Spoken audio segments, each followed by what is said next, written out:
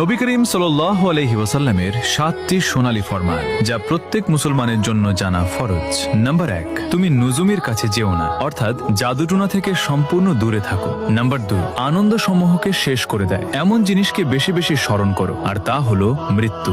Number 3, এই দুনিয়ায় এমন ভাবে বসবাস করো যেন তুমি একজন আগন্তুক অথবা একজন মুসাফির। নাম্বার 4, কবরকে সিজদা করার স্থানে পরিণত করো না, অর্থাৎ আল্লাহ ছাড়া অন্য কারো সামনে মাথা নত বা সিজদা করো না। নাম্বার 5, যে ব্যক্তি নামাজের গুরুত্ব ছেড়ে দেয় আল্লাহ তাআলা তার প্রতি গুরুত্ব ও দয়া ছেড়ে দেন। নাম্বার 6, যে ব্যক্তি প্রত্যেক ফরজ নামাজের পর আয়াতুল কুরসি পাঠ করবে তার এবং জান্নাতের মাঝে শুধু মৃত্যুটুকুই দূরত্ব হিসেবে বাকি থাকবে। নাম্বার 7, নবী করিম সাল্লাল্লাহু আলাইহি ওয়াসাল্লামের ইরশাদ, যে ব্যক্তি আমার হাদিস শুনলো এবং যেভাবে শুনলো ঠিক সেভাবেই অন্যের কাছে পৌঁছে দিল, কিয়ামতের দিন তার উপর আমার সুপারিশ ওয়াজিব হয়ে যাবে।